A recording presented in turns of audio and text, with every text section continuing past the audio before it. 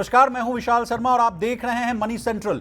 ये एक ऐसा शो है जहां हम गवर्नमेंट पॉलिसी से लेकर इकोनॉमी, शेयर बाजार और पर्सनल फाइनेंस यानी आपकी जेब से जुड़े मसलों पर बात करते हैं। इन मसलों को आसान भाषा में विस्तार से समझाने के लिए हमारे साथ मौजूद हैं हमारे सहयोगी और वरिष्ठ आर्थिक पत्रकार प्रवीण शर्मा सर। सर, आपका मनी सेंट्रल में बहुत स्वागत। थैंक यू विशाल। इस वक्त की सबसे बड़ी कहानी है ट्रंप, क्योंकि आज देर रात ट्रंप पूरी दुनिया को ऊंचे टैरिफ के दायरे में लाने जा रहे हैं। अमेरिका की इस चाल में भारत भी फंसा हुआ है। ऐसे में अब दुनिया में क्या कुछ बदलने वाला है, इसे डिस्कस करेंगे आज के मनी सेंट्रल। बात करेंगे पेट्रोल डीजल गाड़ियों पर सरकार के एक ऐसे प्लान के बारे में जो आपकी जेब पर भारी पड़ने वाला है। इसके साथ ही बात होगी माइक्रो फाइनेंस इंस्टीट्यूशंस की, जो बीते कुछ वक्त में लोन डिफॉल्ट्स और स्ट्रेस का शिकार है। अब क्या है इन माइक्रो फाइनेंस कंपनियों का प्लान, इसकी चर्चा करेंगे। तो चलिए करते हैं फटाफट शुरुआत। ट्रंप के भारी टैक्स वाला दौर आज देर रात से शुरू होने जा रहा है। टैरिफ लगने के पहले और इसके बाद की दुनिया कतई अलग होने वाली। भारत भी हर उस कोशिश में लगा हुआ है जिससे इस आफत से बचा जा सके। बुधवार को शेयर बाजार भले ही तेजी के साथ बंद हुए, लेकिन बाजारों को लेकर एक बड़ा डर यह भी है जिसका जिक्र मार्केट के जानकार समीर अरोड़ा कर रहे हैं। साथ ही एक बड़ी खबर यह आ रही है कि सरकार ने अमेरिका के साथ डील करने की बड़ी तैयारी कर ली है। प्रवीण सर, मेरा आपसे सवाल है कि भारत क्या इस आफत से बच पाएगा? नहीं, देखिए, ट्रंप का सबसे पहली बात तो ये है कि आज रात में 1:30 बजे, जब ज़्यादातर भारत में लोग सो रहे होंगे, तब ट्रंप सबसे बड़ा ऐलान करेंगे और उसके पहले की दुनिया और उसके बाद की दुनिया एकदम से बदल जाएगी। पूरा का पूरा टैरिफ की रिजीम क्या होगी, इसको लेके अमेरिकी प्रशासन या वॉशिंगटन हाउस कोई अभी तक उन्होंने कोई खुलासा नहीं किया है कि उसकी जो टैरिफ बढ़ेंगे उसकी रूपरेखा किस तरह की होने वाली है। अभी सब कुछ एक बंद बक्से में है। कल सुबह उस सब चीज़ों से ट्रंप 1:30 बजे पर्दा उठाने वाले हैं।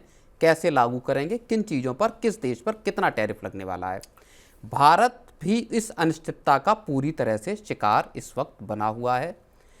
अभी यूएसटीआर की टीम भारत में थी, ऑफिस ऑफ यूएस ट्रेड जो है रिप्रेजेंटेटिव्स की, और उन्होंने लंबी चौड़ी 5 दिन की उनकी विजिट थी भारत में। लंबी चौड़ी चर्चा हुई है कॉमर्स मिनिस्ट्री के अफसरों के साथ, बाकी लोगों के साथ, और इस चीज़ को निकालने की कोशिश सरकार लगातार कर रही है कि किसी तरह से इस पूरे जो गफलत है उसमें कुछ निश्चित चीज़ें सामने लाई जा सकें।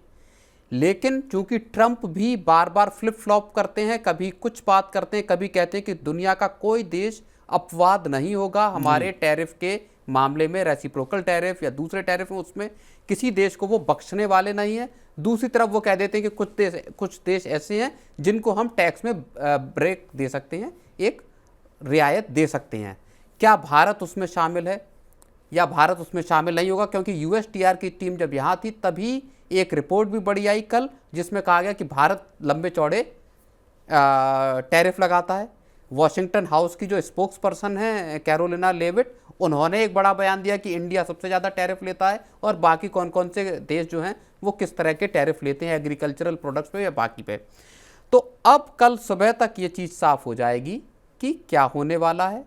और इसके साथ जुड़ा हुआ जो दूसरा बड़ा मसला है जिसको लेके बहुत सारे एक्सपर्ट कह रहे हैं, वो ये कह रहे हैं कि बाजारों का इसके बाद क्या होगा।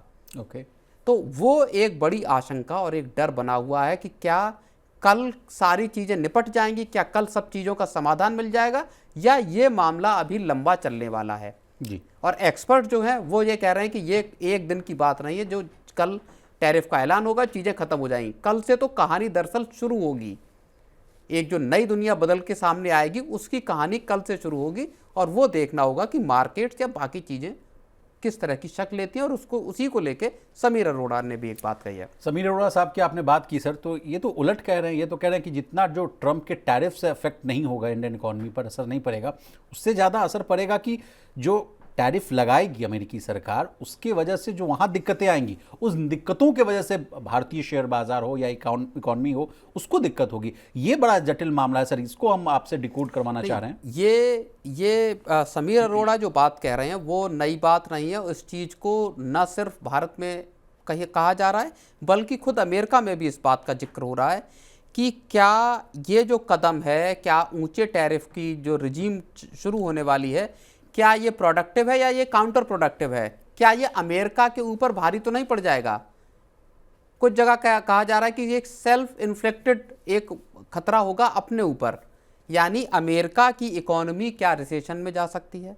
समीर अरोड़ा ये कह रहे हैं कि अमेरिका को किस तरह की दिक्कतें होंगी, वहां के मार्केट्स में क्या हालत होगी, उससे भारत का बाजार ड्राइव होगा, उससे भारत का बाजार की दिशा और रूप तय होगा। इस बात का जो डायरेक्ट टैरिफ लगाने की बात है, ये शायद उतना असर डालने वाला साबित न हो। उससे ज़्यादा असर इस बात का पड़ेगा कि अमेरिकी इकोनॉमी की हालत कैसी होती है। अगर इन टैरिफ से अमेरिकी इकोनॉमी गड़बड़ाती है और अमेरिकी बाजार गड़बड़ाते हैं तो वो खतरा पूरे बाजार पर नजर आएगा।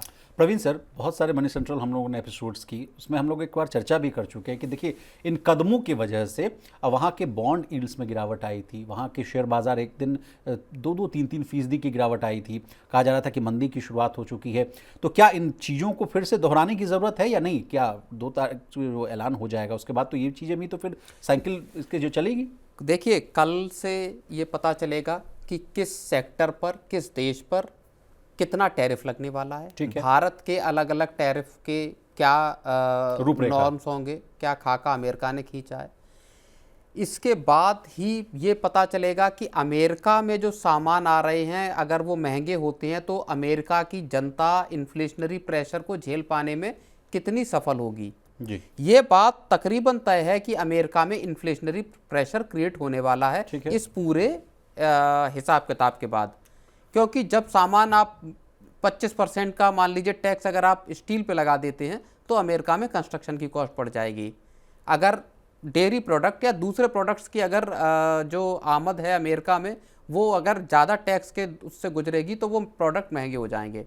क्या अमेरिका इंटरनली अपने सामान को खपाने की हैसियत रखता है सस्ते में, या उसको दूसरे बाहर की दुनिया से सामानों की ज़रूरत है? जैसा कि ग्लोबलाइजेशन में हर देश दूसरे देशों पर टिका हुआ है। भारत दालों के लिए सोयाबीन ऑयल या दूसरे जो पाम ऑयल है उसके लिए भारत टिका हुआ है दुनिया के तमाम देशों पर, अमेरिका भी टिका हुआ है। अगर इन्फ्लेशन बढ़ती है, आप ये समझिए कि अमेरिका में कंजम्पशन में गिरावट आना शुरू हो गई है इसी डर से कि अमेरिका टैरिफ करेगा तो क्या होगा जी। बड़े टैरिफ लगाएगा, तो वो पूरा का पूरा अगर रिसेशन आता है उसका असर मार्केट्स पे पड़ता है तो वो चीज़ें सामने आएंगी भारत के बाजार पर भी। और भारतीय बाजारों के लिए टैरिफ से ज़्यादा बड़ा खतरा जो समीर अरोड़ा कह रहे हैं वो अमेरिकी इकोनॉमी में होने वाला रिसेशन या अमेरिकी मार्केट्स में आने वाली गिरावट होगी। लेकिन सर एक अहम सवाल ये है प्रवीण सर कि ट्रंप ऐसा क्यों कर रहे हैं? कहा जा रहा है कि मंदी आ जाएगी, इतनी दिक्कतें आएंगी, ग्लोबल बाजार में जो अनसर्टेनिटीज़ है उसका माहौल जो है वो लागू हो जाएगा। आपसे समझना चाहेंगे क्या इसके पीछे ट्रंप का कोई इकोनॉमिक प्लान है? कहा जा रहा है कि अमेरिकी जो मैन्युफैक्चरिंग है उसको बढ़ावा मिल सकता है, रोजगार बढ़ेगा, टैक्स रेवेन्यू बढ़ाने की बात हो रही है, इकोनॉमी बढ़ेगी, ऐसी कुछ बातें सामने आ रही हैं।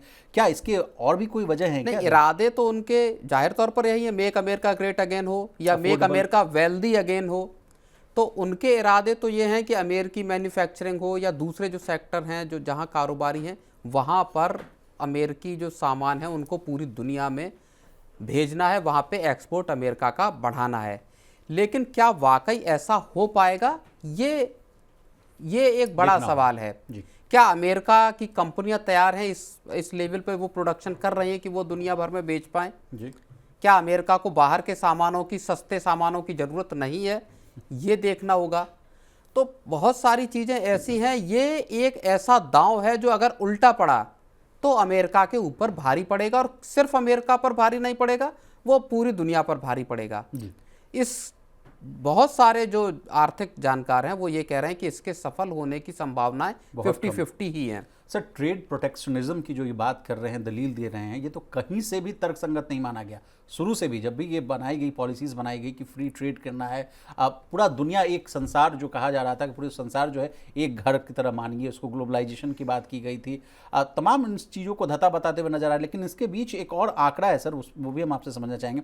तर्क दिया जा रहा है कि देखिए 670 अरब डॉलर यानी करीब 40 लाख करोड़ रुपए का जो घाटा है, व्यापार घाटा, ये भी जिम्मेवार है ट्रंप की नीतियों के पीछे। अब 2 साल के आंकड़े हैं सर, मैं आप कहें तो बता दूं, 2024 में अमेरिका में आयात का जो 40% से अधिक जो हिस्सा है वो चीन, मैक्सिको और कनाडा से आए सामानों का था। कम टैरिफ से अमेरिका को व्यापार में जो है वो घाटा हो रहा था सर। और 2023 में जो आंकड़े बता रहे हैं कि अमेरिका को चीन से 30.2%, मैक्सिको से 19% और कनाडा से 14.5% का व्यापार घाटा हुआ है। और अगर कुल मिलाकर इन तीनों को अगर आप जोड़ेंगे सर, तो ये 2023 में अमेरिका को 670 अरब डॉलर यानी अगर भारतीय रुपए में देखें तो 40 लाख करोड़ रुपए का घाटा हो रहा है। तो हम आपसे समझना चाह रहे हैं कि अमेरिका अपने घाटे को कम करने की कोशिश कर रहा है और उसमें क्या ही गलत है सर?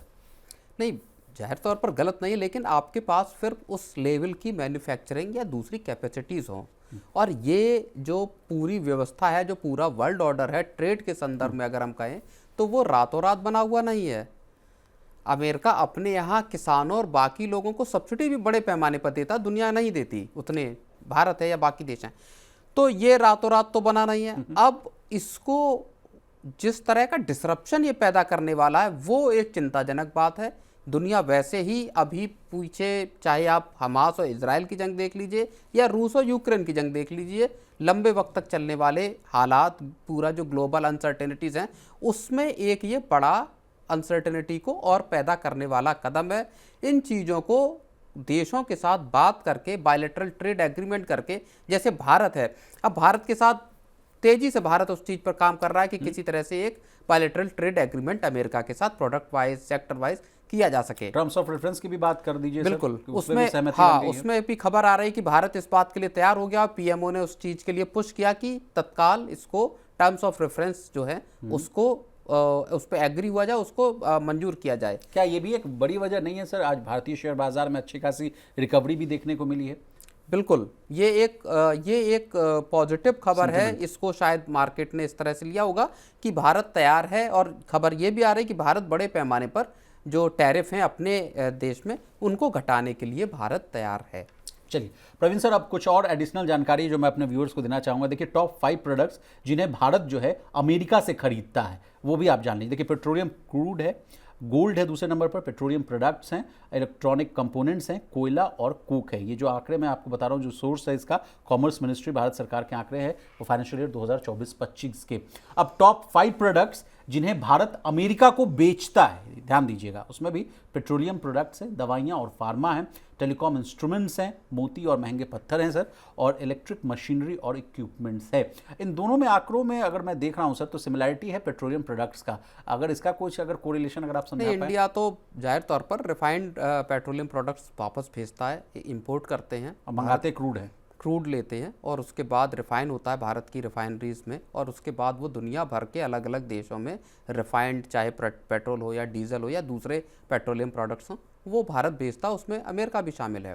ओके, चलिए सर, इसके बाद अब बात करेंगे सरकार के एक ऐसे कदम की जो कि आपकी जेब पर भारी पड़ सकता है। सरकार पेट्रोल डीजल गाड़ियों को दिल्ली एनसीआर में बंद करने की तैयारी में। यानी अगर आप पेट्रोल या डीजल कार खरीदने की सोच रहे हैं तो आपके लिए सौदा भारी पड़ सकता है। मेरा आपसे सवाल है सर, ये सरकार का क्या इरादा है? और जस्ट अभी हम लोगों ने पार्ट 1 में पेट्रोल डीजल को ही टच किया था, आगे कंटिन्यू कीजिए। नहीं, बिल्कुल, ये जो सरकार की पॉलिसी है जिसको लेके खबर ये आ रही है कि ईटी की खबर है कि ऊंचे स्तर पर, हाई लेवल पर गवर्नमेंट इस चीज़ को लेके चर्चा पर चर्चा कर रही है, विचार विमर्श चल रहा है कि क्या दिल्ली एनसीआर में पेट्रोल डीजल गाड़ियों को, जो केवल पेट्रोल और डीजल से चलती हैं, उनको पूरी तरह से उनकी रजिस्ट्रेशन पर, नई गाड़ियां खरीदने पर, उन पर पूरी तरीके से बैन लगा दिया जाए।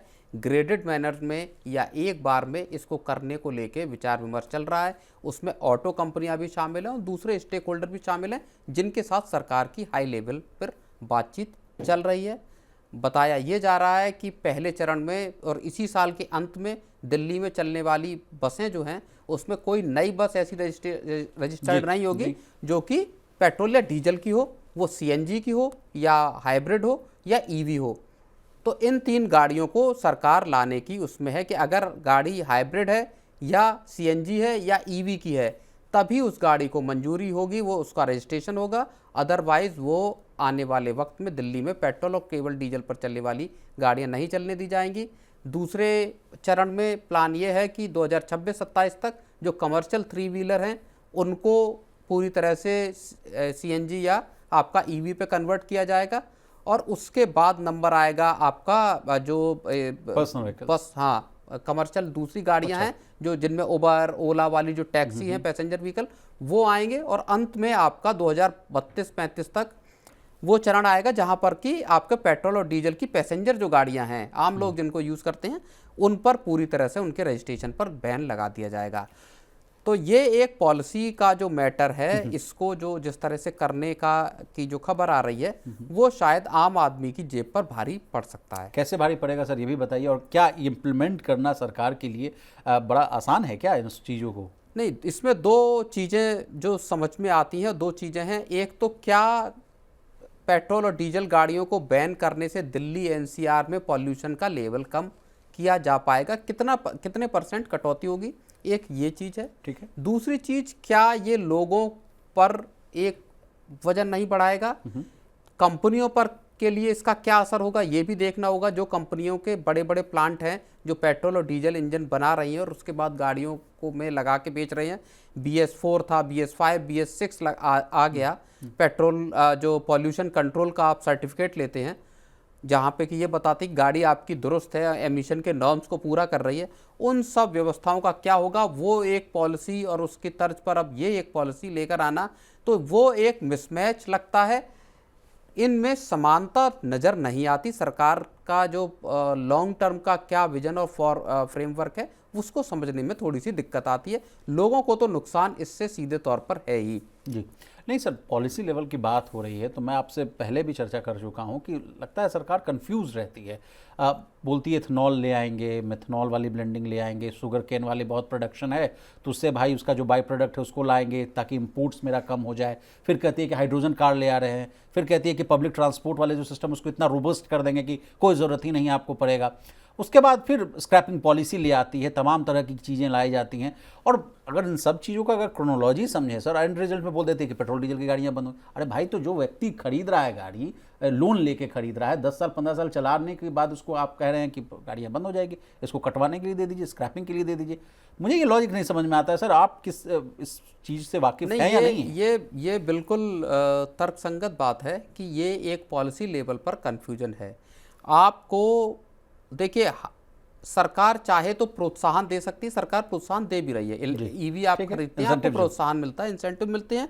आप उसको CNG हो गया, आप उसको चाहे हाइड्रोजन के व्हीकल अगर आते हैं उनके लिए दे सकते हैं, हाइब्रिड व्हीकल पर भी दे सकते हैं। उसमें यूपी सरकार ने जैसा दिया भी कि हाइब्रिड व्हीकल अगर आप खरीदते हैं लाखों रुपए की छूट तो आपको अच्छी खासी उसमें लेकिन जब आप गाड़ी खरीदते हैं पेट्रोल या डीजल या कोई भी, तो उसका एक सब्सटेंशियल हिस्सा आपका सरकार को टैक्स देने में जाता है, जिसमें रोड टैक्स होता है, जिसमें GST होती है, जिसमें रजिस्ट्रेशन की फीस होती है आपकी, और जो पेट्रोल डाल रहे हैं उसमें भी तो टैक्स दे रहे हैं सर। और पेट्रोल डीजल जो आप भरा रहे हैं वो टैक्स है, फिर टोल टैक्स है। वो तो खैर मल्टीपल लेयर्स की जो बात है वो टैक्स है। On tax. लेकिन आपका क्या सारी की सारी चीज़ें एक साथ नहीं चल सकती, जिसमें लोगों के पास एक ऑप्शन हो, चाहे वो हाइब्रिड खरीदें, चाहे CNG खरीदें, चाहे पेट्रोल या डीजल व्हीकल खरीदें। जब आप ब्लेंडिंग का प्रोग्राम चला रहे हैं, एथेनॉल ब्लेंडिंग का 20% लाने का, इमिशन तो उससे भी कम हो रहा है। फिर आपके इंजन में आपने BS6 कर दिया, वहाँ पे भी एमिशन कम हो रहा है। तीसरी बात जो बड़ी बात है कि आप जो इंडस्ट्रियल एमिशन है आपका, जो इसका पॉल्यूशन का धूल है, कंस्ट्रक्शन के जरिए जो पॉल्यूशन हो रहा है, या पानी में जो पॉल्यूशन है, उनको रोकने के लिए गंदगी है। आप दिल्ली NCR में बात करते हैं इसको खत्म करने की, आप गाजीपुर का पहाड़ देख लीजिए जो कूड़े का ढेर है जी। उसके आसपास का आप एयर पॉल्यूशन देख लीजिए या वहाँ की स्मेल देख लीजिए, वो आपको पता चल जाएगा। क्या EVs लाने से वो खत्म हो जाएगा? भैया EV लाओगे कब, जब इंफ्रास्ट्रक्चर रहे तब तो। सर यहाँ से मान लीजिए आपको 1000 किलोमीटर की दूरी तय करनी हो, मान लीजिए अपने होम टाउन जाना हो, उस बीच अगर आप चाहिए कि मेरे पास CNG गाड़ी है, मैं उसको CNG रिफिल करते हुए चला जाऊँ, इट्स नेक्स्ट टू इम्पॉसिबल। और EVs की बात कर रहे हैं, EV इंफ्रास्ट्रक्चर आपका कितना रोबस्ट है ये भी किसी से छुपा हुआ नहीं है कि अगर मान लीजिए EV की गाड़ियाँ, अगर हम लोग 10 लाख की गाड़ियाँ प्रवीण सर, वो 15 लाख 17 लाख में मिल रही है EV, अगर उसको ले भी ले तो उसको कहाँ वो इंफ्रास्ट्रक्चर है बॉस। अब ये भी एक समस्या है। रेंज की दिक्कत तो इलेक्ट्रिक व्हीकल्स के साथ हमेशा है, इसीलिए बार बार कहा जाता है कि हाइब्रिड व्हीकल लिए जाएं। अब हाइब्रिड व्हीकल भी महंगा है, हाइब्रिड व्हीकल्स भी महंगे हैं। CNG गाड़ियां हैं, जाहिर तौर पर एक ऑप्शन है CNG का, लेकिन मेरा मानना यह है कि एक तो होलिस्टिक अप्रोच हो किसी भी पॉलिसी को लेकर आने, किसी भी डिसीजन करने से पहले, और व्यापक तौर पर देखा जाए सारी चीज़ों को साथ रखकर भी क्या आप उसको आगे बढ़ा सकते हैं। ग्रीन एनर्जी का या बाकी जो आपका पॉल्यूशन को कम करने का इरादा है, उसको एक हॉलिस्टिक फॉर्म में देखना होगा सरकार को, तभी कामयाबी मिलेगी। एक मुश्त अगर आप पेट्रोल और डीजल गाड़ियों पर बैन लगा देंगे तो ये लाखों लोगों को दिक्कत में डालेगा हर साल। वैसे भी सर्दियों में सरकार, या कहें कि जो सुप्रीम कोर्ट का मैंडेट है उसके हिसाब से हर साल सर्दियों में BS3 BS4 गाड़ियां बंदी हो संकट में पड़ जाती हैं, उनको चलाना मुश्किल हो जाता है। लोगों ने रोड टैक्स दिया है, लोगों को आपने रजिस्ट्रेशन दिया है 10 साल का या 15 साल का, उसके बावजूद आपने उसको ये इस बात के लिए वो दिया है, अधिकार दिया है कि आप ये गाड़ी चला सकते हैं। हाँ। आपने टैक्स लिया, आपने इंश्योरेंस लिया, आपने पॉल्यूशन सर्टिफिकेट लिया, हाँ, उसके बाद आप उस पर बैन लगा देते कि अगर आप दिल्ली की सड़क पर देखे तो हम आपका चालान काट देंगे। मोटा चालान है, चालान को लेकर 20,000 रुपए के चालान है उसमें। और अभी एक खबर आ रही है सर कि चालान में भी अगर आपका चालान आ गया और 1 महीने में अगर आप नहीं पे कर रहे हैं, 2 महीने में नहीं पे कर रहे हैं, तो भैया आपका डीएल सस्पेंड हो जाएगा। बताइए, गाड़ी भी ले आदमी, डीएल भी रजिस्टर्ड ना कराए, बहुत लफड़ा है सर। चलिए, और आखिर में बात करेंगे माइक्रो फाइनेंस इंस्टीट्यूशंस की। लोन डिफॉल्ट्स और स्ट्रेस से जूझ रही माइक्रो फाइनेंस इंस्टीट्यूशंस अब एक दूसरी चाल चल रही है। CRIF हाई मार्क की एक रिपोर्ट में कहा गया है कि ये कंपनियां अब कारोबार चलाने के लिए 50,000 रुपए और उससे ऊपर के कर्ज बांटने पर ज्यादा जोर दे रही है। छोटे कर्जों को लेकर खतरा ज्यादा है, इस बात को रिजर्व बैंक भी कह चुका है। पर्सनल लोन हो, माइक्रो फाइनेंस कर्जे और क्रेडिट कार्ड्स में होने वाले डिफॉल्ट्स की तरफ RBI इशारा कर चुका है। सवाल मेरा आपसे ये है प्रवीण सर कि क्या इस तरह से जो MFIs हैं अपने कठिन वक्त से निकल पाएंगे? नहीं, देखिए, माइक्रो फाइनेंस इंस्टीट्यूशंस पिछले साल से एक मुश्किल दौर से, मुसीबत से गुजर रही है जी, और लगातार ऐसी खबरें आ रही हैं जहाँ पे स्ट्रेस है, जहाँ पर NPAs हैं, जहाँ पर लोन डिफ़ॉल्ट्स हैं, इसका सामना कर रहे हैं, प्लस ऊंची बोरोइंग कॉस्ट का सामना कर रहे हैं। RBI ने पिछले साल सख्ती भी की थी इनको बोरोइंग को लेके। कर्नाटक में अलग मामला चल रहा है जहाँ पे कि माइक्रो फाइनेंस इंस्टीट्यूशंस ने जिनको कर्ज बांटे हैं और जब वो चुका नहीं पा रहे हैं तो उनके साथ बदसलूकी हो रही है, उनके साथ सख्ती की जा रही है। उसको लेके जिस तरह का शिकायतों का अंबार है, उसको लेके कर्नाटक सरकार एक अध्यादेश लाने के इरादे पर भी थी। अब इनको लग रहा है माइक्रो फाइनेंस इंस्टीट्यूशंस को कि अगर हमको अपना बिजनेस चलाना है, अगर इस धंधे में रहना है, तो हमको छोटे कर्ज जो हैं उससे निकलना पड़ेगा और थोड़े बड़े कर्ज बांटने पड़ेंगे। और उसमें अब उनका इरादा यह है कि 50,000 या उससे ऊपर के कर्ज दिए जाएं, ऐसे लोगों को दिए जाएं जो योग्य हैं, जिनकी क्रेडिट एक हिस्ट्री है, जो उस पैसे को चुकाने की हैसियत रखते हैं। ठीक है। इसका अर्थ क्या होगा? इसका अर्थ ये होगा जो समाज का सबसे वल्नरेबल तबका है, जो सबसे कमजोर तबका है, जिसको 5,000, 10,000, 15,000 या 2,000 रुपए की जरूरत है, वो तबका अब इससे बाहर हो जाएगा। हमने एक बार मनी सेंट्रल में एक और खबर का जिक्र किया था जिसमें हमने कहा था कि बड़े पैमाने पर लोग जो कर्ज के, बैंकों के जो कर्ज है उसके दायरे से बाहर हो गए, उनको बैंकों ने कर्ज देना बंद कर दिया है। माइक्रो फाइनेंस इंस्टीट्यूशंस जिस तरह की अब जो बात निकल कर आ रही है, CRIF की रिपोर्ट बताती है, उस हिसाब से ये लग रहा है कि वो भी अब जो छोटे कर्जदार हैं, जो वल्नरेबल तबका है समाज का, उसको कर्ज देने से पीछे हट रहे हैं। वो चाहते थोड़ा सा जिनकी कमाई है, जो ठीक पोजीशन में है, वो और बड़ा कर्ज लें और जिसके चुकाने के आसार ज़्यादा हों। तो ये एक बड़ा संकट है ऐसे लोगों के लिए जिस तबके को एकदम ज़रूरत के वक्त पर पैसा चाहिए और वो माइक्रो फाइनेंस इंस्टीट्यूशन से भी मिलने के अब आसार कम होते दिखाई दे रहे हैं। सर, मेरे 2 सवाल हैं। एक तो कि जैसे मान लीजिए इनका जो निर्माण ही किया गया था, इसीलिए किया गया था कि ताकि छोटे तबके, जो समाज का अंतिम पायदान में जो खड़ा व्यक्ति है, उनकी जो ज़रूरतें हैं उनको पूरी की जा सके। अगर आप 10,000, 5,000 का लोन नहीं देंगे तो आपका तो पर्पस ही सॉल्व नहीं हो पाएगा। तो फिर काहे का माइक्रो फाइनेंस और काहे का फिर ये लफड़ा? नहीं, बिल्कुल, देखिए उसमें कौन लोग शामिल है? छोटे किसान हो गए जिसको खाद के लिए चाहिए, बीज के लिए पैसा चाहिए, बिल्कुल छोटा किसान, रेहड़ी वाले हो गए, खोमचे वाले हो गए, छोटी दुकान है जिसकी पान की दुकान है किसी तरह की, ऐसे लोगों को जब लोन चाहिए तो वो बैंकेबल लोन लोग नहीं है, जहाँ पे कि वो उनका बैंकों तक एक्सेस नहीं है जी। तो अब उस तबके को लोन मिलना अगर मुश्किल होता है तो जाहिर तौर पर ये एक स्ट्रक्चरल फिर प्रॉब्लम क्रिएट होगी, क्योंकि उन लोगों के पास सहारा क्या बनेगा? जो गांव देहात के जो साहूकार हैं, सूदखोर हैं, जो 2% 4% पर दे रहे, हालांकि माइक्रो फाइनेंस इंस्टीट्यूशंस भी बहुत ऊंचे ब्याज पर देते हैं, लेकिन उनके साथ भी स्ट्रेस की प्रॉब्लम आई और ये चीज़ जो माइक्रो फाइनेंस इंस्टीट्यूशंस हैं उनके आंकड़ों में भी दिखाई दे रहा है। आप समझिए कि जो दिसंबर तिमाही में जो कर्ज बांटे हैं माइक्रो फाइनेंस इंस्टीट्यूशंस ने, उसमें 41% से ज़्यादा की गिरावट आई है पिछले साल दर साल पर की अगर हम बात करें, और लगभग 1,19,00,000 जो है वो कर्ज इन्होंने बांटे हैं। जो बांटी गई रकम है वो दिसंबर तिमाही में 35% गिरी है और 63,440 करोड़ रुपए पे आ गई है। एक साल पहले ये 97,000 करोड़ थी। 97,000 करोड़ से जो बांटी गई रकम है गरीब लोगों को वो घट के 63,000 करोड़ रुपए पे आ गई है जी। तो इससे इस पूरे सेक्टर के स्ट्रेस का पता चलता है। जो 31 दिन से 180 दिन के बीच का जो अवधि मानी जाती है जहाँ पे एक लोन एनपीए हो जाता है, वो नंबर भी बढ़कर 6.5% के करीब पहुंच गया है। साल भर पहले ये 2% पे था। तो इससे इस सेक्टर के भी आप जो डीप रूटेड जो प्रॉब्लम्स हैं उसका अंदाजा लग रहा है कि किस तरह से जब इन्होंने कर्ज बांटे तो उसकी वसूली नहीं हो पाई। और अब जो अगर हम माइक्रो फाइनेंस कंपनियों के हिसाब से सोचे तो उनको ये लगता है कि अब बड़े कर्ज बांटिए जहां पे कि वसूली आसान हो। लेकिन उसमें फिर सवाल उसी बात का है कि जो आपकी सोशल रिस्पॉन्सिबिलिटी थी, जिसके लिए नाम ही आपका माइक्रो फाइनेंस है, उस पर्पस को क्या आप पूरा कर रहे हैं या नहीं, ये सवाल उठता है। लेकिन प्रवीण सर, इसका जो other side of the story की गुड स्टोरी जो आप इसमें से निकाल पाए तो वो ये है कि लोग जो है, कई रिपोर्ट्स हम लोगों ने की भी हैं सर, कि लोग जो है क्रेडिट कार्ड के जरिए या कई लोन ले रहे थे, वो 10,000 रुपये का लोन ले रहे थे, उसको चुका भी नहीं रहे थे। बीमारू राज्य का भी मैं जिक्र करूंगा जहाँ से ये अधिकतर ये जो आंकड़े हैं वो सामने आ रहे थे कि जो स्थिति जो कमज़ोर है वहाँ के लोग इन पैसों को ले रहे हैं और उस कर्ज को चुका नहीं रहे हैं। दूसरी बात कि अगर उन पर प्रेशर आता है कि चुकाइए तो फिर वो दूसरा कर्ज ले लेते हैं, उसको रिपे करते हैं, और 10-10 हज़ार के आसपास का ये अमाउंट था। तो उससे तो अब ये लोग छुटकारा पा लेंगे। और उसके साथ में अगर वो आंकड़े अगर आप जोड़ दूं कि दिसंबर के जो आंकड़े आप बता रहे थे 41% का उसमें जो डाउनग्रेड देखने को मिल रहा है, तो ये तो other side of the story ये है कि अच्छी खबर भी है ये।